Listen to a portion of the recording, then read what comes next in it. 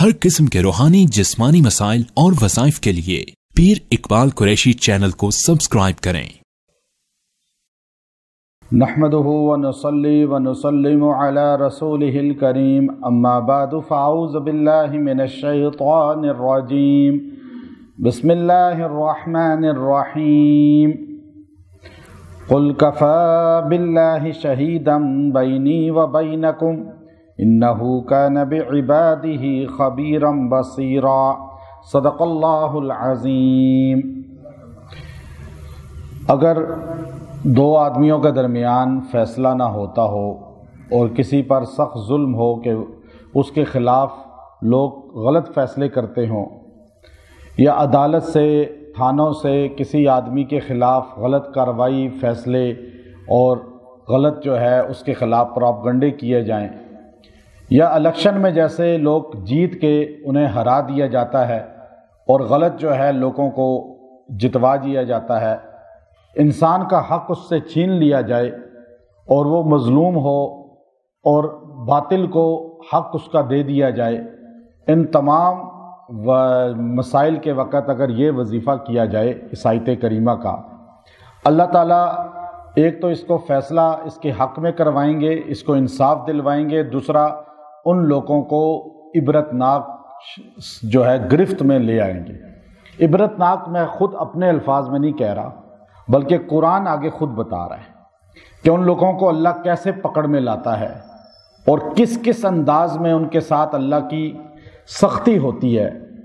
अब ये आयात तो मक्का के मुशरिकों के लिए हैं, लेकिन क़यामत तक इसका मिस्दाक वो होगा जो हजूर अलैहिस्सलातु वस्सलाम की उम्मत के ख़िलाफ़ उसी तरह प्लानिंग करेगा जैसे मुशरिकीन मक्का सरकार दो आलम सल्लल्लाहु अलैहि वसल्लम के ख़िलाफ़ करते थे। नबी सल्लल्लाहु अलैहि वसल्लम का जो सही मानों में ग़ुलाम होगा, अताअत गुज़ार होगा, आपके दीन का पासबान होगा, दीन का दाई होगा, और उसके ख़िलाफ़ अगर कोई इस तरह की प्लानिंग करे उसे नुकसान देने के लिए, चाहे वो उसके काज को, उसकी जमात को, उसके मिशन को, उसके मदरसा मस्जिद को, कोई भी बंदा, कोई तहरीक, कोई जत्था, तो ये आयत करीमा एक बहुत बड़ा अल्लाह की तरफ से एक धमाका है उन लोगों पर जो बातिल हैं और हक़ वालों को ज़ेर करना चाहते हैं। अब देखिए, अल्लाह रब्बुल इज़्ज़त ने पहले तो ये जुमला कहा, कुल कफ़ा बिल्लाह, आप कह दीजिए अल्लाह काफ़ी है, अल्लाह हम मेरे लिए काफ़ी है। पहले तो यकीन अपना अल्लाह पे मजबूत कर लें कि मेरी मदद अल्लाह ही कर सकता है। अब लोग मेरे पास आते हैं अक्सर बहुत ज़्यादा कि जी औलाद नहीं है, डॉक्टर्स ने कह दिया अब नाउमीदी है, बिल्कुल नहीं हो सकते। तो मैंने कहा अब तुम्हें इस वजीफ़े का और हमारी दुआ का फ़ायदा मिलेगा। कहता है वो कैसे? मैंने कहा तुम सारी तरफ से जब नाउमीद हो गए हो ना, अब अल्लाह पे तुम्हारा यकीन मजबूत हो गया है कि बस अल्लाह ही करेगा। पहले सोचते थे शायद डॉक्टरी दवा भी कर जाए, फलां भी कर जाए। अभी हाफिज़ाबाद से एक फैमिली आई मिठाई का वो केक लेकर इस इतवार को, कहा जी आपने जो जुमला कहा था हमारा यकीन अल्लाह पे मजबूत हुआ और अल्लाह ने हमें फिर वो आमाल जो आपने तावीज़ भी दिए, आमाल भी हमने पूरे किए, अल्लाह ने ये बेटी अता फरमाई। देखिए, जब बंदा कहता है ना वो भी करता है, फिर यकीन नहीं, फिर तो काम होगा ही नहीं आपका। यहां अल्लाह ने साफ कहा, कुल मेरे पैगंबर आप कहें कफ़ा, काफ़ी है, बिल्लाह, बस अल्लाह हमारे लिए, मुझे अल्लाह के अलावा किसी की ज़रूरत ही नहीं। और खाली काफ़ी यहां नहीं है, शहीदा, वो गवाह भी है, देख रहा है सबको, शहीद है वो। और बैनी व बैनकुम, मेरे और तुम्हारे दरमियान वो ज़ात है, चाहे कैमरा नहीं है सही, अदालत को नहीं पता चल रहा, पुलिस को नहीं पता चल रहा, इदारे किसी को नहीं पता चल रहा, लेकिन वो गवाह ज़ात देख रही है। रोज़े महशर भी फैसला करेगा, लेकिन आज भी करेगा। बैनी व बैनकुम इन्नहु काना, बताओ तो सही वो ज़ात है कौन जिसका तुम यूं कह रहे हो? तो आगे अल्लाह ने खुद ही बताया, इन्नहु काना बिइबादिही खबीरम बसीरा, वो अपने बंदों पे हर बंदे से खबरदार भी है और उसे देख भी रही है। ये नहीं है کہ اسے پتہ ہی نہیں ہے میرے بس پیدا کیے آپ 20 بچے کسی کے ہوں تو وہ تو بھول جائے گا کہ بچہ وہ کدھر گیا یہ کدھر گیا. اللہ اپنے خربوں عبادی کو مخلوقات کو نہیں بھولتا.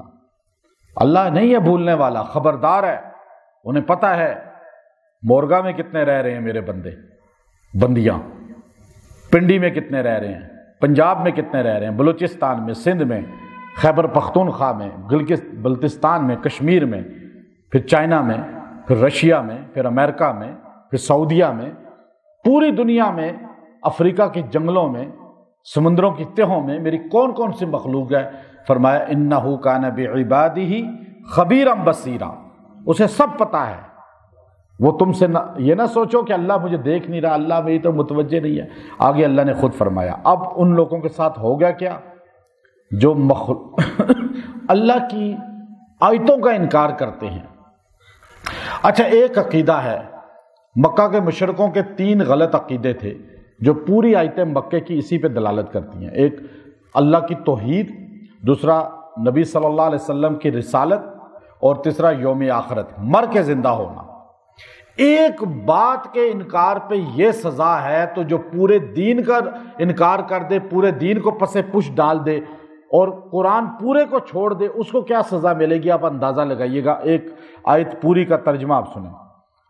وَمَن يَهْدِ اللَّهُ، اور جسے اللہ تعالیٰ ہدایت دے، فَهُوَ الْمُهْتَدِ، وہی تو ہدایت پر ہے اصل میں. وَمَن يُضْلِلْ، اور جسے وہ گمراہ کر دے، فَلَن تَجِدَ لَهُمْ أَوْلِيَاءَ، تو وہ پوری دنیا میں پھر لے اسے کوئی مددگار نہیں ملے گا. اللہ گمراہ جسے کر دے وہ بالکل بھٹک جائے گا، پھر اسے راہ نہیں ملتی. وہ کعبے کے اندر بھی چلا جائے گا اسے راہ نہیں ملے گی. ہدایت اوپر سے فیصلے ہوتے ہیں. اب آگے فرمایا وَنَحْشُرُهُمْ يَوْمَ الْقِيَامَةِ، ہم انہیں جمع کریں گے قیامت کے دن، عَلَى وُجُوهِهِمْ، اور ان کو ہم قیامت کے دن جمع بھی کریں گے. اور ہم انہیں کیسے چلائیں گے؟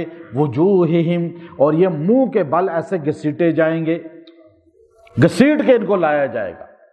اور مردوں کو داڑھی سے پکڑ کے، ابو اللہ سمرقندی فرماتے ہیں، اور عورتوں کو بالوں سے پکڑ کے ایسے گھسیٹ کے لایا جائے گا. عمیٰ، وہ نابینا ہوں گے، اندھے ہوں گے.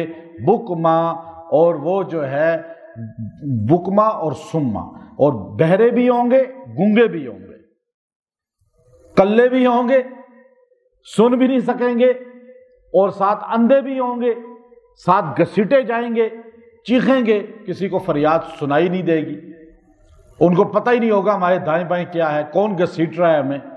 سارے اتنی ذلت، اور دنیا میں بڑی ٹھاٹھ والے تھے. یہ گریڈ تھا ان کا جی، 22 گریڈ کے بیوروکریٹ تھے، دنیا میں اتنی ملوں کے مالک تھے، وزیر اعظم رہے، صدر رہے، بڑا پیسہ ٹھاٹھ باٹھ تھی. نہیں، آج ذلیل بن کے گھسیٹا جائے گا. اور گھسیٹیں گے جب ان کو، تو گھسیٹتے ہوئے جو ہے اللہ رب العزت نے فرمایا کہ ان کو یوں مأواہم جہنم، دوزخ کے اندر پھینک دیں گے. ان کی چیخوں کو کوئی سمجھ ہی نہیں سکے گا، بول کیا رہے ہیں، فریاد کیا کر رہے ہیں. گونگے بہرے جو ہوں گے، اندھے بھی ہوں گے، اور گھسیٹ کے پھینکا جائے گا، پروٹوکول کے ساتھ نہیں کہ ہتھکڑی پہن کے. یا تو بڑے بڑے مالدار، بڑے بڑے آسائشوں والے جب جرم کرتے ہیں تو اگر ہتھکڑی لگ بھی جائے تو بڑے پروٹوکول سے لگتی ہے انہیں. اللہ انہیں یوں ذلیل کرے گا.